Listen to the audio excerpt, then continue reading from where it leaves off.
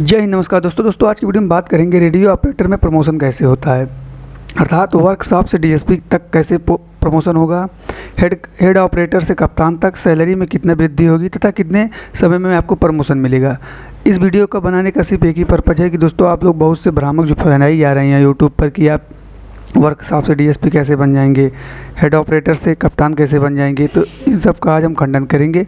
Channel पर नए हो सब्सक्राइब जरूर करिए। चलिए दोस्तों वीडियो स्टार्ट करते हैं। सबसे पहले हम बात कर लेते हैं इसका आर्डर क्या होता है। देखिए दोस्तों, जो इसका आर्डर होता है, कर्मशाला कर्मचारी से आप असिस्टेंट रेडियो ऑपरेटर बनेंगे, फिर हेड रेडियो ऑपरेटर बनेंगे, फिर सब इंस्पेक्टर बनेंगे, फिर इंस्पेक्टर बनेंगे। यही इसका ऑर्डर होता है, अर्थात इसका यही क्रम होता है। अब अगर कोई बंदा कर्मशाला कर्मचारी से इंस्पेक्टर तक जाता है तो उसको कितनी उम्र में क्या सब कुछ मैं इस वीडियो में कंप्लीट अच्छे से डिस्कशन करूंगा। सबसे पहले आप एक आर्डर जान लीजिए पुलिस का कि क्या होता है आर्डर आप प्रमोशन में पुलिस विभाग में। मैं एक पार्टिकुलर संवर्ग या रेडियो ऑपरेटर डिपार्टमेंट में नहीं, मैं पूरी संवर्ग की बात कर रहा हूँ। पूरे पुलिस डिपार्टमेंट में कैसे क्या प्रमोशन का होता है। देखिए, कांस्टेबल होता है, फिर सीनियर कांस्टेबल, लेकिन उत्तर प्रदेश में नहीं होता है, मुंबई राज्य में होता है। फिर हेड कांस्टेबल होता है।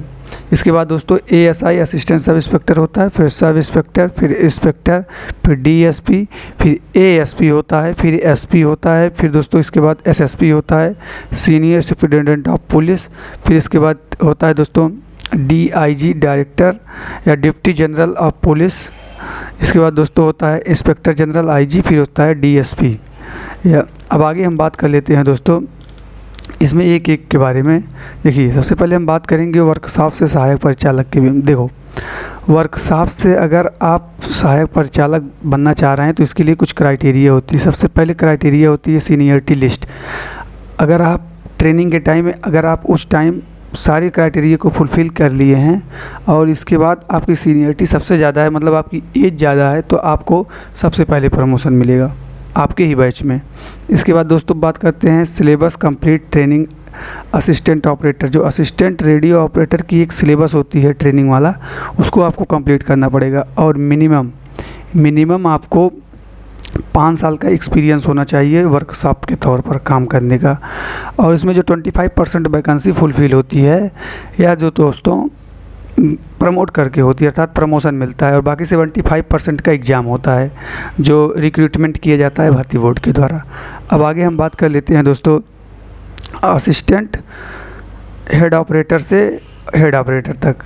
सॉरी दोस्तों, असिस्टेंट रेडियो ऑपरेटर यहाँ होगा, तो असिस्टेंट रेडियो ऑपरेटर से हेड ऑपरेटर तक। देखो, यहाँ पर भी यही सेम क्राइटेरिया होता है, सीनियरिटी लिस्ट होती है। और इसके बाद सिलेबस आप हेड ऑपरेटर का जो ट्रेनिंग होता है उसको आपको पूरा करना पड़ेगा, और मिनिमम आपको 8 साल का समय लग सकता है। क्या, मिनिमम 8 ईयर का आपको टाइम लगेगा। और इसके बाद जो दोस्तों इसका 10% वैकेंसी होता है, पूरी वैकेंसी, जैसे मान लीजिए 100% निकला तो 10% इसका जो वैकेंसी फुलफ़िल होगा वह दोस्तों प्रमोशन से होगा, और बाकी 90% जो है वह रिक्रूटमेंट किया जाता है, जैसा कि वैकेंसी वर्तमान में आई हुई है। ये चीज़ अच्छे से क्लियर हो गया होगा असिस्टेंट रेडियो ऑपरेटर के बारे में। अब आगे हम बात कर लेते हैं हेड ऑपरेटर से सब इंस्पेक्टर।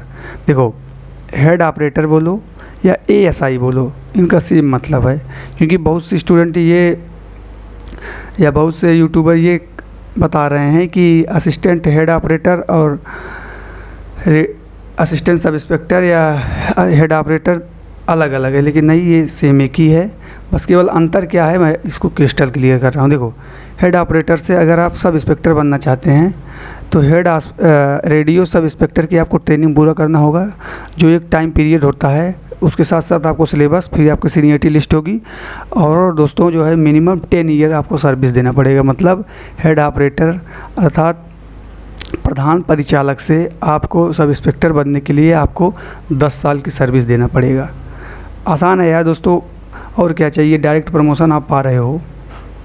और इसके बाद दोस्तों सबसे अच्छी बात ये है, इसमें प्रमोशन होने का चांस ज़्यादा इसलिए रहता है क्योंकि इसकी जो भी वैकेंसी होती है उसका 50% जो है प्रमोशंस होता है। क्योंकि देखो, हर एक का क्राइटेरिया अलग अलग है। इसमें 50% का जो दोस्तों होता है, यह वैकेंसी जो खाली रहेगी उसमें आपको खाली प्रमोशन के हिसाब से मिलेगा, और जो 50% है उसमें आपको रिक्रूटमेंट किया जाता है। अब आगे हम बात करेंगे सब इंस्पेक्टर से इंस्पेक्टर कैसे बनते हैं। देखिए ये रेयर केस होता है, अभी मैं एक एक के बारे में डिस्कशन करूँगा। सबसे पहले हम बात करेंगे सब इंस्पेक्टर से इंस्पेक्टर। देखो इसमें 100% जो वैकेंसी होती है यह जो है फुलफ़िल की जाती है आपको प्रमोशन से। 10 ईयर का आपका एक्सपीरियंस होना चाहिए, सीनियरिटी लिस्ट होना चाहिए और रेडियो इंस्पेक्टर की आपको ट्रेनिंग करना चाहिए।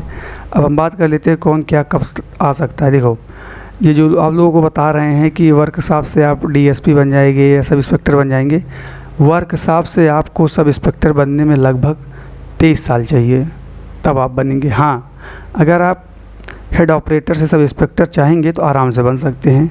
और इसके बाद जो दोस्तों होता है आगे उसकी कोई चांस नहीं होती, बस यही आपकी लिमिट हो जाती है। तो जो बहकावे या फिर जो ऐसी भ्रामक बातें चल रही हैं कि आप डीएसपी बन जाएंगे, ये बन जाएंगे, ऐसा कुछ नहीं है दोस्तों।